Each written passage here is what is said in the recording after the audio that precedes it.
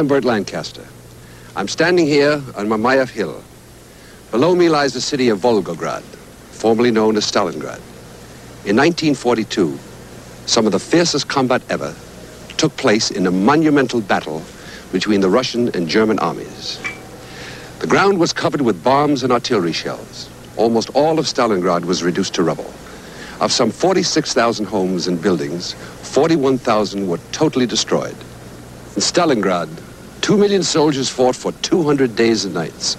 Many people in the West doubted that the Soviet army could win against the mighty Wehrmacht. But the Red Army fought the Nazis to a standstill, from street to street, house to house, room to room. Hitler's armies suffered their greatest losses to date as the Russians repelled attack after attack. It was the largest battle in history. So much was at stake that the victory or defeat of either side might well determine the outcome of World War II. Our story, the defense of Stalingrad.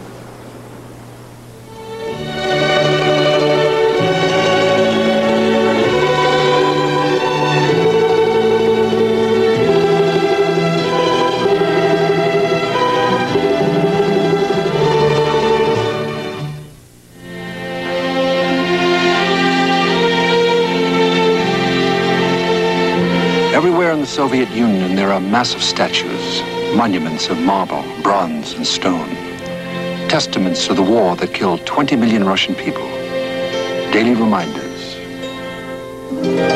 Nowhere is there more evidence of the terror of war than in Stalingrad. The statues and the monuments seem to grow like trees in the city squares, in the forests of graves.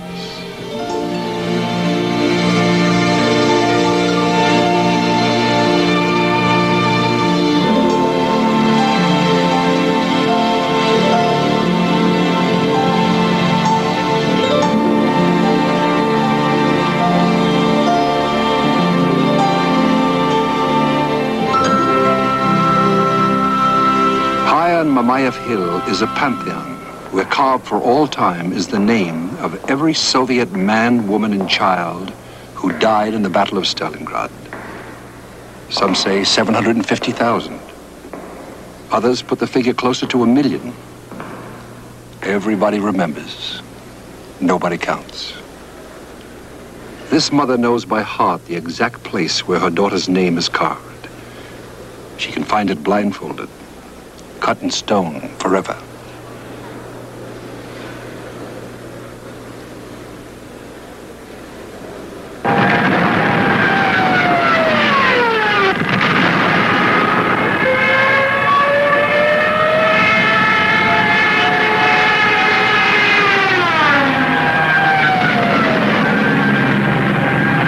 Tag und Nacht liegt die starke Wolga-Festung im Hagel der deutschen Bomben. Heer und Luftwaffe haben starke Kräfte zum Sturm auf Stalingrad angesetzt.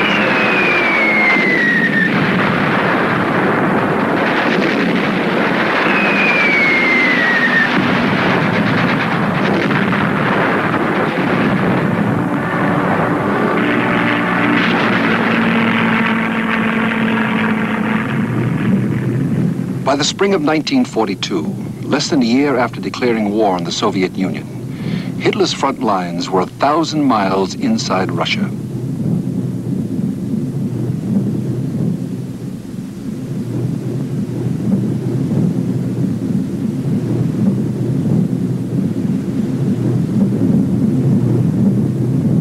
Moscow was threatened. Leningrad fought on. Most of the countries of Europe had either been captured or had aligned themselves with the Third Reich.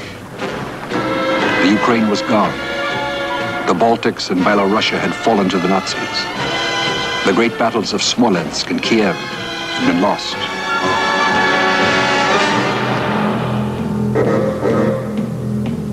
In January of 1942, the Nazi High Command had made an attempt to involve Japan in the war against Russia. The Reich, though strong, could use a second front. The Japanese would be the perfect ally.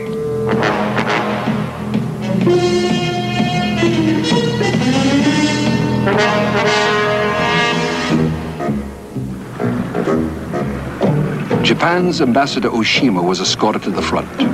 There he could see for himself the campaign-hardened Wehrmacht officers. This summer the Soviets will be crushed, Hitler had boasted. It's all but finished. While the ambassador was listening politely, he was thinking of his government's own war against America.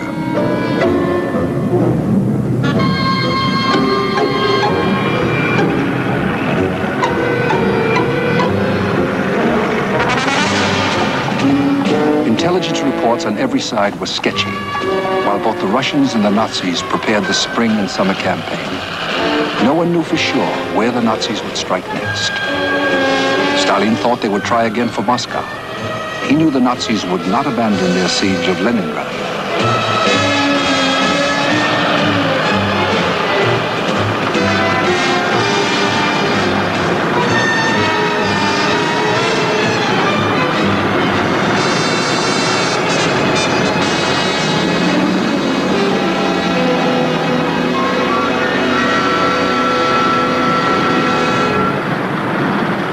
On April 5th, 1942, the Führer issued his basic battle plans for that year's major campaign of force on the southern front towards Stalingrad and the Caucasus. The Nazis employed 74 of their 217 divisions on the eastern front, including 7 armored divisions. These were the 1st and 4th Panzer Armies, a total of about 1 million men, supported by 1,500 airplanes of the 4th Air Force.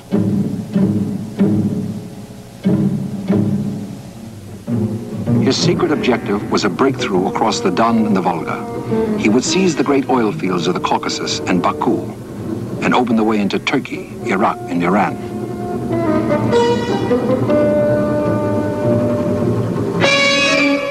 The buildup of machinery, artillery, and tanks went on endlessly. And of course, more infantry. Some just in from Germany, seeing the front for the first time.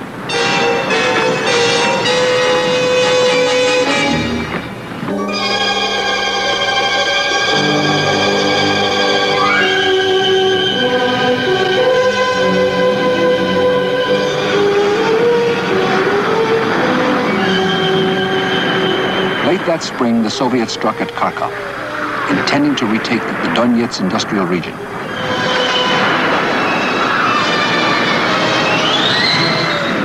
Unfortunately, the Soviets hit the eye of the concentrated German forces, massed for the drive eastward.